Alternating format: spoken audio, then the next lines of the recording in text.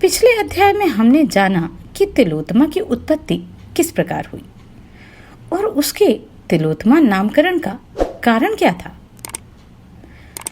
इस अध्याय में हमने जाना कि पांडवों ने द्रौपदी के साथ रहने का एक नियम बनाया। इस नियम के कारण किस पांडव को सुख प्राप्त हुआ और किसको नियम भंग का दंड भोगना पड़ा, जानते हैं इस अध्याय में। नमस्कार, मैं आभा शर्मा जावास।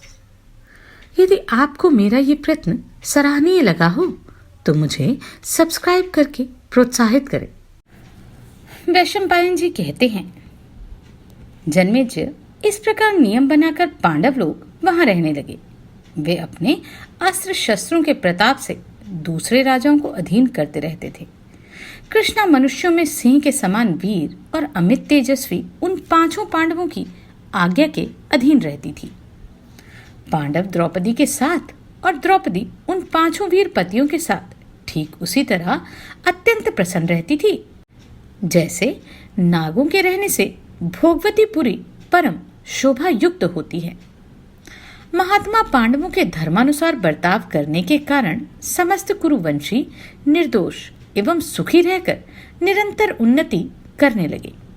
महाराज, तदनंतर दीर्घकाल के पश्चात एक दिन कुछ चोरों ने किसी ब्राह्मण की गाय चुरा ली।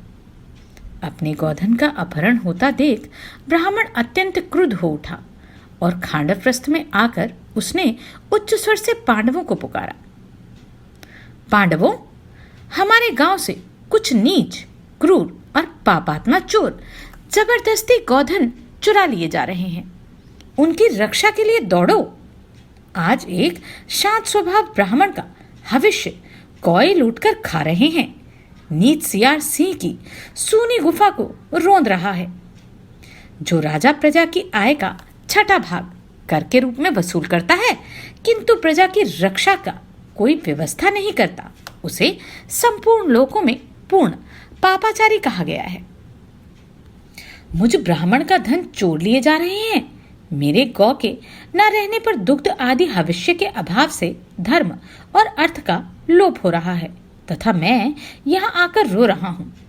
पांडवों, चोरों का दंड देने के लिए अस्त्र धारण करो। वैशंपायन जी कहते हैं, जन्मेजय, वह ब्राह्मण निकट आकर बहुत रो रहा था। पांडुपुत्र कुंती नंदन धनंजय ने उसकी कही हुई सारी बातें सुनी और सुनकर उन महाबाहु ने उस ब्राह्मण से कहा, डरो मत। महात्मा पांडवों के अस्त्र शस्त्र जहां रखे गए थे वहीं धर्मराज युधिष्ठिर कृष्णा के साथ एकांत में बैठे थे। अतः पांडुपुत्र अर्जुन ना तो घर के भीतर प्रवेश कर सकते थे, ना खाली हाथ चोरों का ही पीछा कर सकते थे। इधर उस आर्त ब्राह्मण की बातें उन्हें बार बार शस्त्र ले आने को प्रेरित कर रही थी। जब वह अधिक रोने चिल्लाने लगा तब अर्जुन ने दुखी होकर सोचा, एक तपस्वी ब्राह्मण के गोधन का अपहरण हो रहा है, अतः ऐसे समय में इसके आंसू पोंछना मेरा कर्तव्य है। यही मेरा निश्चय है। यदि मैं राजद्वार पर रोते हुए इस ब्राह्मण की रक्षा आज नहीं करूंगा तो महाराज युधिष्ठिर को उपेक्षा जनित महान अधर्म का भागी होना पड़ेगा। इसके सिवा लोक में यह बात फैल जाएगी कि हम सब लोग किसी आर्त की रक्षा रूप धर्म के पालन में श्रद्धा नहीं रखते। साथ ही हमें अधर्म भी प्राप्त होगा। यदि राजा का अनादर करके मैं घर के भीतर चला जाऊं तो महाराज अजातशत्रु के प्रति मेरी प्रतिज्ञा मिथ्या होगी। राजा की उपस्थिति में घर के भीतर प्रवेश करने पर मुझको वन में निवास करना होगा। इसमें महाराज के तिरस्कार के सिवा और सारी बातें तुच्छ होने के कारण उपेक्षणीय हैं। चाहे राजा के तिरस्कार से मुझे नियम भंग का महान दोष प्राप्त हो अथवा वन में ही मेरी मृत्यु हो जाए, तथापि शरीर को नष्ट करके भी गौ ब्राह्मण रक्षा रूप धर्म का पालन ही श्रेष्ठ है। जन्मेजय, ऐसा निश्चय करके कुंती कुमार धनंजय ने राजा से पूछकर घर के भीतर प्रवेश करके धनुष ले लिया और प्रसन्नतापूर्वक ब्राह्मण से कहा, विप्रवर शीघ्र आई। जब तक दूसरों के धन हड़पने की इच्छा वाले वे शूद्र चोर दूर नहीं चले जाते तभी तक हम दोनों एक साथ वहां पहुंच जाएं। मैं अभी आपका गोधन चोरों के हाथ से छीनकर आपको लौटा देता हूं। ऐसा कहकर महाबाहु अर्जुन ने धनुष और कवच धारण करके ध्वजायुक्त रथ पर आरूढ़ हो उन चोरों का पीछा किया और बाणों से चोरों का विनाश करके सारा गोधन जीत लिया। फिर ब्राह्मण को वह सारा गोधन देखकर प्रसन्न करके अनुपम यश के भागी हो पांडुपुत्र सव्यसाची वीर धनंजय पुनः अपने नगर में लौट आए।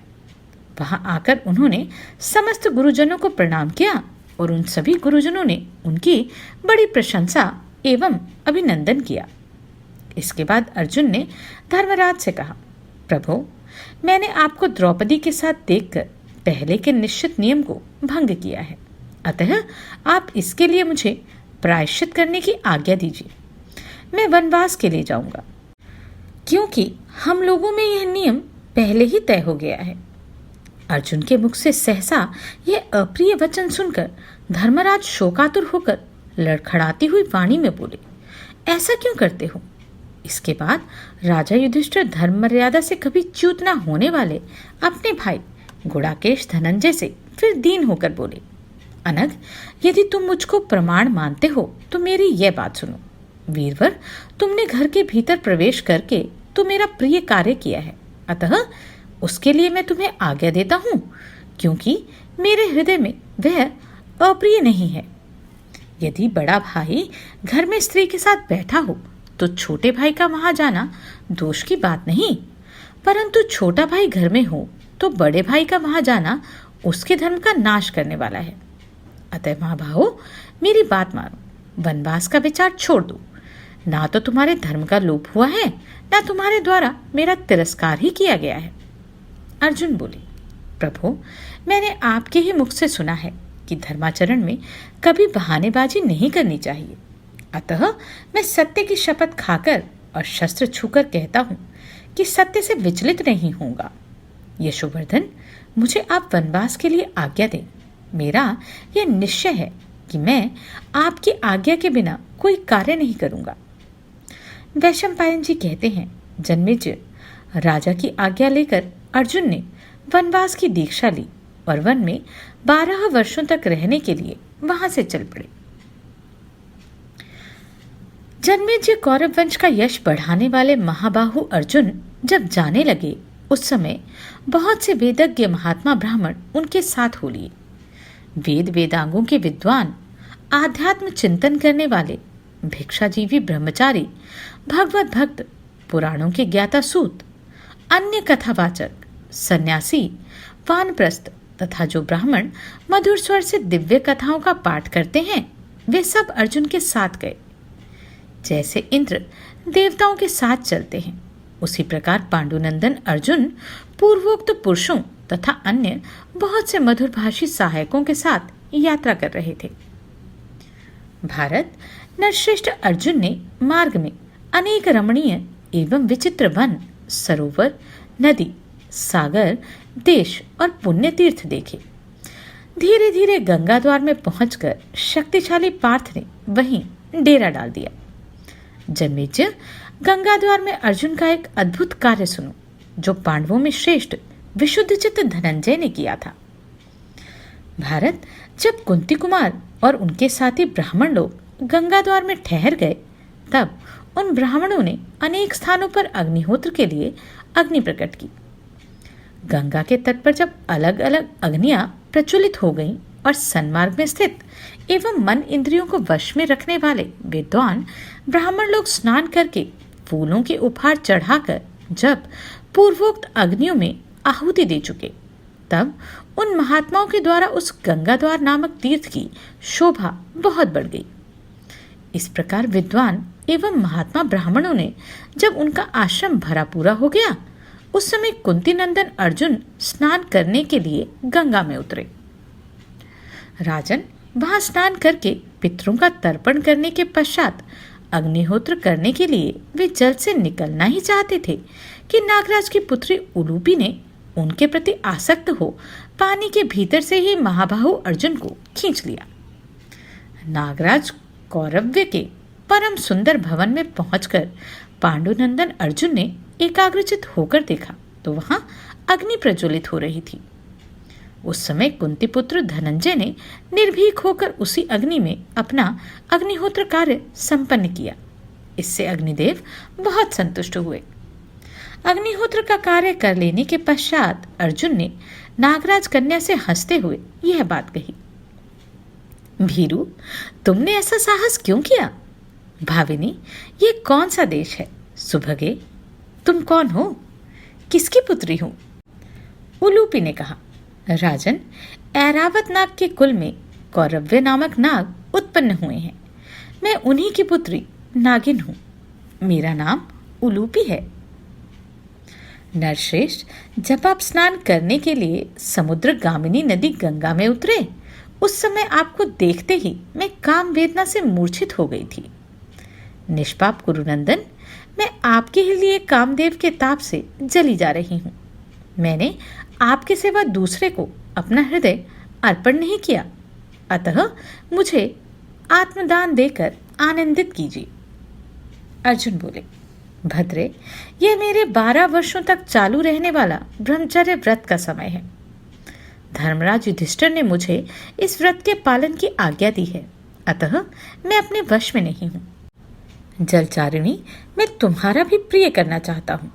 मैंने पहले कभी कोई असत्य बात नहीं कही। नागकन्या, तुम ऐसा कोई उपाय बताओ जिससे मुझे झूठ का दोष न लगे, तुम्हारा भी प्रिय हो और मेरे धर्म को भी हानि न पहुंचे। उल्लूपी ने कहा, पांडुनंदन, आप जिस उद्देश्य से पृथ्वी पर विचर रहे हैं और आपके बड़े भाई ने जिस प्रकार आपको ब्रह्मचर्य पालन का आदेश दिया है, वह सब मैं जानती हूँ। आप लोगों ने आपस में यह नियम बना लिया था कि हम लोगों में से कोई भी यदि द्रौपदी के पास रहे, उस दशा में यदि दूसरा मोहवश उस घर में प्रवेश करे, तो वह 12 वर्षों तक वन में रहकर ब्रह्मचर्य का पालन करे। अतः आपके बड़े भाई ने वहां धर्म की रक्षा के लिए केवल द्रौपदी को निमित्त बनाकर यह एक दूसरे के प्रवास का नियम बनाया था। यहाँ आपका धर्म दूषित नहीं होता। विशाल नेत्रों वाले अर्जुन, आपको आर्त प्राणियों की रक्षा करनी चाहिए। मेरी रक्षा करने से आपके धर्म का लोप नहीं होगा। यदि आपके इस धर्म का थोड़ा सा व्यतिक्रम हो भी जाए, तो भी मुझे प्राणदान देने से तो आपको महान धर्म होगा ही।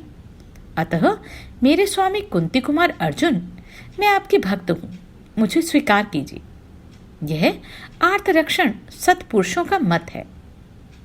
महाबाहो, यदि आप मेरी प्रार्थना पूर्ण नहीं करेंगे तो निश्चय जानिए मैं मर जाऊंगी।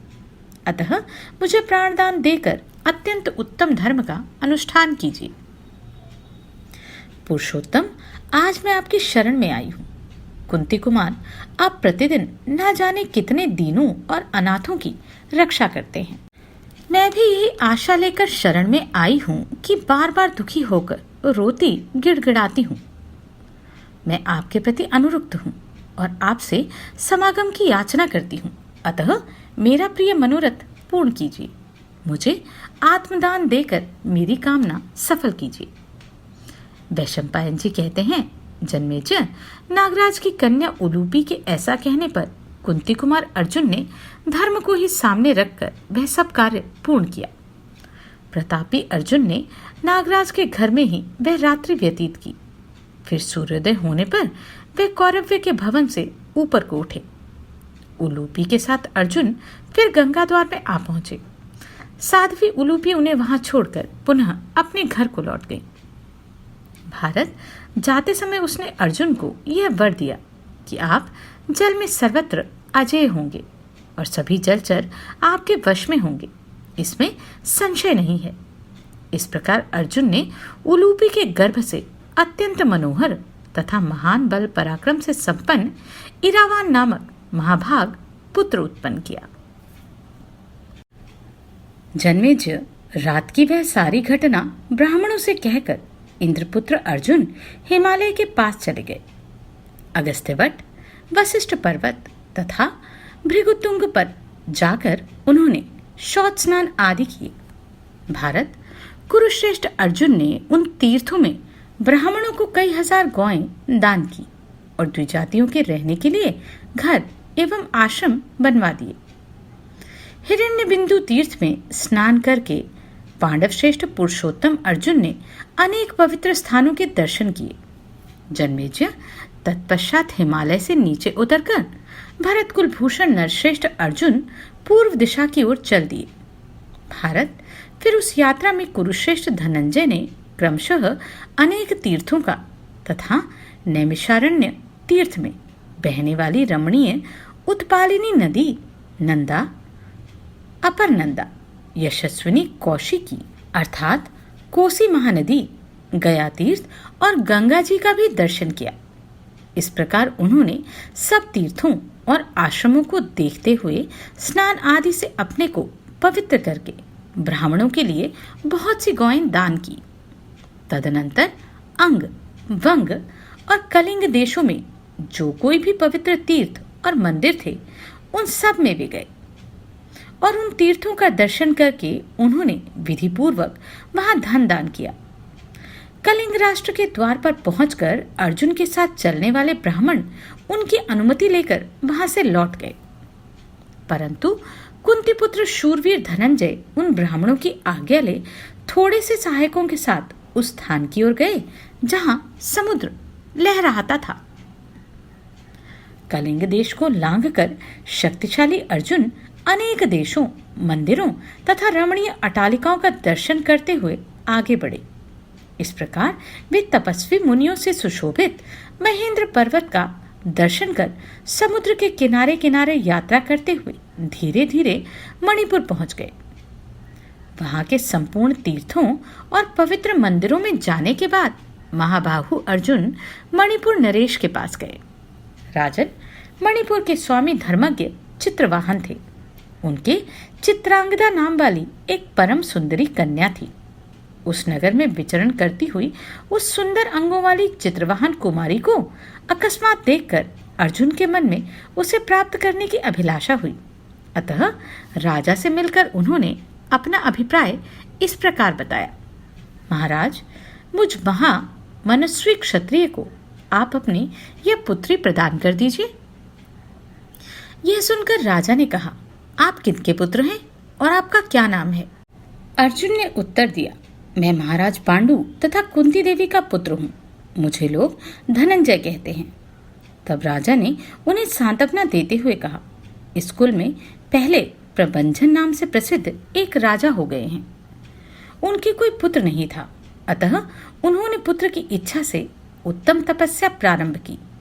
पार्थ, उन्होंने उस उग्र तपस्या से पिनाकधारी देवादिदेव महेश्वर को संतुष्ट कर दिया।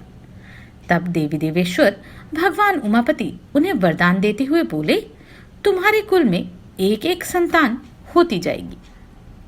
इस कारण हमारे इस कुल में सदा से एक एक संतान ही उत्पन्न हो रही है। मेरे अन्य सभी पूर्वजों के तो पुत्र होते आए हैं, परंतु मेरी यह एक कन्या ही हुई है। यही इस कुल की परंपरा को चलाने वाली है। अतः भरत श्रेष्ठ, इसके प्रति मेरी यही भावना रहती है कि यह मेरा पुत्र है। यद्यपि यह पुत्री है तो भी हेतु विधि से, अर्थात इससे जो प्रथम पुत्र होगा वह मेरा ही पुत्र माना जाएगा। इस हेतु से मैंने इसे पुत्र की संज्ञा दे रखी है। भरत श्रेष्ठ, तुम्हारे द्वारा इसके गर्भ से जो एक पुत्र उत्पन्न हो वह यहीं रहकर इस कुल परंपरा का प्रवर्तक हो। इस कन्या के विवाह का यही शुल्क आपको देना होगा। पांडुनंदन, इस शर्त के अनुसार आप इसे ग्रहण करें। तथास्तु कहकर अर्जुन ने वैसा ही करने की प्रतिज्ञा की।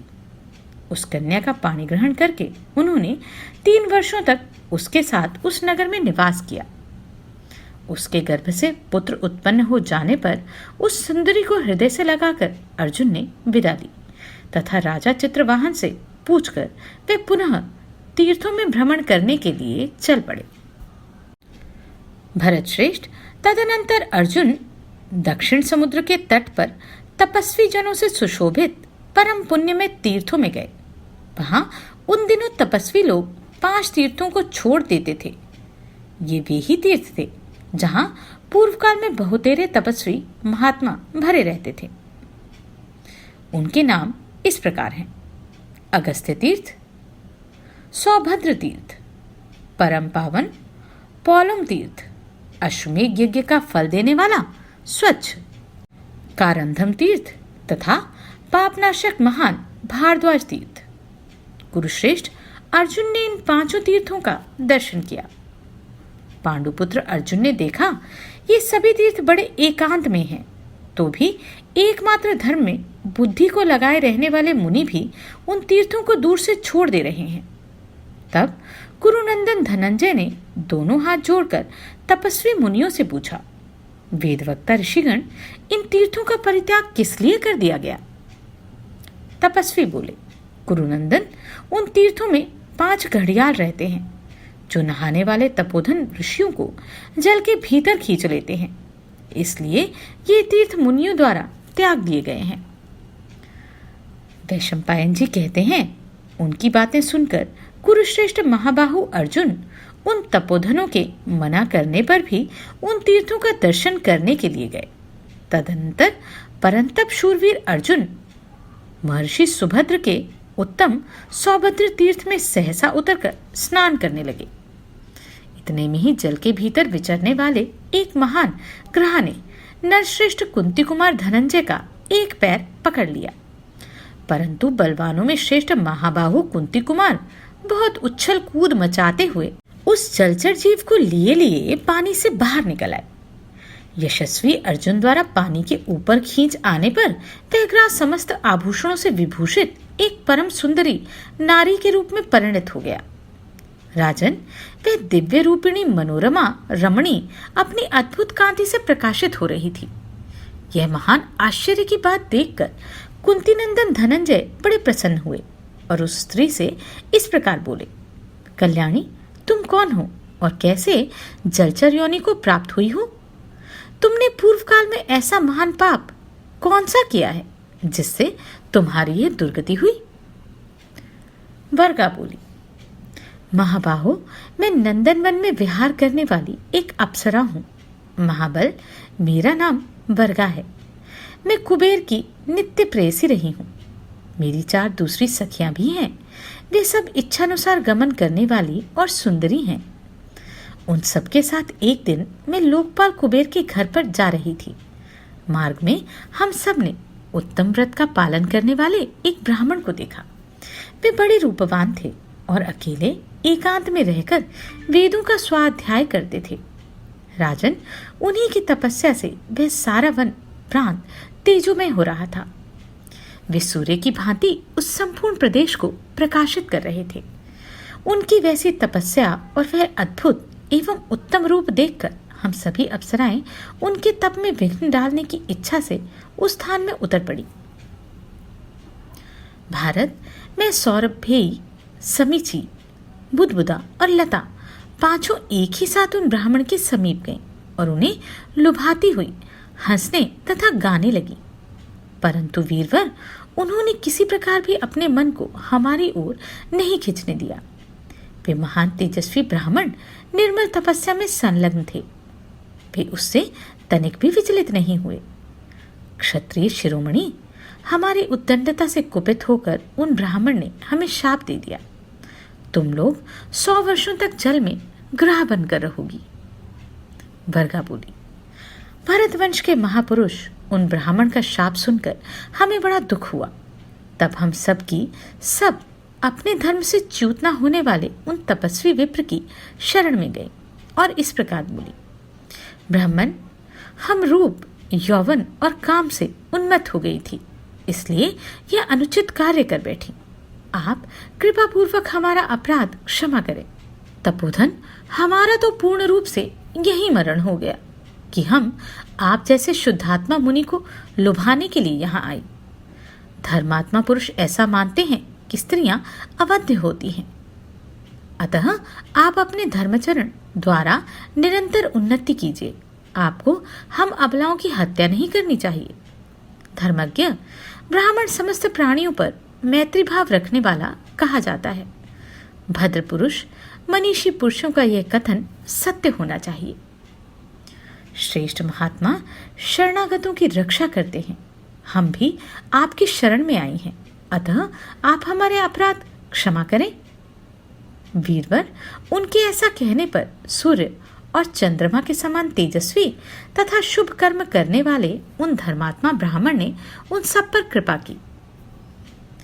ब्राह्मण बोले, शत और शत सहस्त्र शब्द ये सभी अनंत संख्या के वाचक हैं, परंतु यहाँ जो मैंने शतम समा अर्थात तुम लोगों को 100 वर्षों तक ग्राह होने के लिए कहा है, उसमें शत शब्द 100 वर्षों के परिमाण का ही वाचक है, अनंत काल का वाचक नहीं है। जब जल में ग्राह बनकर लोगों को पकड़ने वाली तुम सब अप्सराओं को कोई श्रेष्ठ पुरुष जल से बाहर स्थल पर खींच लाएगा, उस समय तुम सब लोग फिर अपना दिव्य रूप प्राप्त कर लोगी। मैंने पहले कभी हंसी में भी झूठ नहीं कहा है। तुम लोगों का उद्धार हो जाने के बाद वे सभी तीर्थ इस जगत में नारी तीर्थ के नाम से विख्यात होंगे और मनीषी पुरुषों को भी पवित्र करने वाले पुण्य तीर्थ बन जाएंगे। वर्गा कहती हैं, भारत तदनंतर उन ब्राह्मण को प्रणाम करके उनकी प्रदक्षिणा करके अत्यंत दुखी हो हम सब उस स्थान से अन्यत्र चली आई और इस चिंता में पड़ गई कि कहाँ जाकर हम सब लोग रहें, जिससे थोड़े ही समय में हमें यह मनुष्य मिल जाए जो हमें पुनः हमारे पूर्व स्वरूप की प्राप्ति कराएगा। भरत श्रेष्ठ, हम लोग 2 घड़ी से इस प्रकार सोच विचार कर ही रही थी कि हमको महाभाग देवऋषि नारद जी का दर्शन प्राप्त हुआ। कुंती नंदन उन अमित तेजस्वी देवऋषि को देखकर हमें बड़ा हर्ष हुआ और उन्हें प्रणाम करके हम लज्जावश सिर झुकाकर वहां खड़ी हो गई। फिर उन्होंने हमारे दुख का कारण पूछा और हमने उनसे सब कुछ बता दिया। सारा हाल सुनकर वे इस प्रकार बोले, दक्षिण समुद्र के तट के समीप 5 तीर्थ हैं जो परम पुण्यजनक तथा अत्यंत रमणीय हैं। तुम सब उन्हीं में चली जाओ, देर न करो। वहां पुरुषों में श्रेष्ठ शुद्धात्मा पांडुकुमार धनंजय शीघ्र ही आएंगे और तुम्हें दुख से छुड़ाएंगे, इसमें संशय नहीं है। वीर अर्जुन, नारद जी का यह वचन सुनकर हम सब सखियां यहीं चली आईं। अनग, आज सचमुच ही आपने मुझे इस शाप से मुक्त कर दिया। यह मेरी 4 सखियां और हैं जो भी जल में ही पड़ी हैं। वीरवर, आप ये पुण्य कर्म कीजिए, इन सबको शाप से छुड़ा दीजिए। वैशंपायन जी कहते हैं, जन्मेजय, तब उदार हृदय पराक्रमी पांडव श्रेष्ठ अर्जुन ने उन सभी अप्सराओं को उस शाप से मुक्त कर दिया। राजन, उस जल से ऊपर निकलकर फिर अपना पूर्ण स्वरूप प्राप्त कर लेने पर वे अप्सराएं उस समय पहले की भांति दिखाई देने लगी। इस प्रकार उन तीर्थों का शोधन करके उन अप्सराओं को जाने की आज्ञा दे शक्तिशाली अर्जुन चित्रांगदा से मिलने के लिए पुनः मणिपुर गए। वहां उन्होंने चित्रांगदा के गर्भ से जो पुत्र उत्पन्न किया था उसका नाम बभ्रुवाहन रखा। राजन, अपने उस पुत्र को देखकर पांडुपुत्र अर्जुन ने राजा चित्रवाहन से कहा, महाराज, इस बभ्रुवाहन को आप चित्रांगदा के शुल्क रूप में ग्रहण कीजिए, इससे मैं आपके ऋण से मुक्त हो जाऊंगा। तत्पश्चात पांडुकुमार ने पुनः चित्रांगदा से कहा, प्रिय, तुम्हारा कल्याण हो, तुम यहीं रहो और बभ्रुवाहन का पालन पोषण करो। फिर यथा समय हमारे निवास स्थान इंद्रप्रस्थ में आकर तुम बड़े सुख से रहोगी।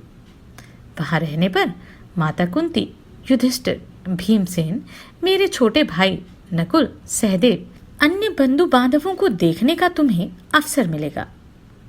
अनिंदते, इंद्रप्रस्थ में मेरे समस्त बंधु बांधवों से मिलकर तुम बहुत प्रसन्न होगी।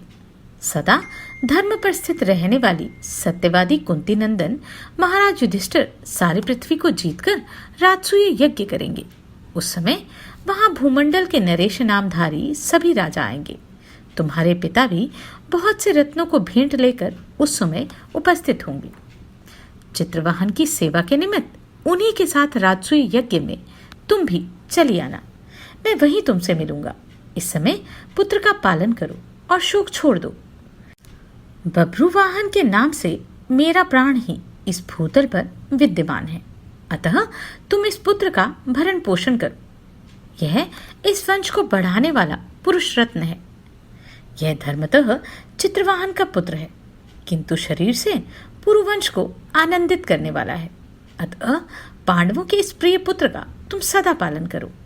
सती साध्वी प्रिय, मेरे वियोग से तुम संतप्त ना होना। चित्रांगदा से ऐसा कहकर अर्जुन गोकर्ण तीर्थ की ओर चले गए। वह भगवान शंकर का आदि स्थान है और दर्शन मात्र से मोक्ष देने वाला है। पापी मनुष्य भी वहां जाकर निर्भय पद प्राप्त कर लेता है। यह थी बभ्रुवाहन के जन्म की कथा।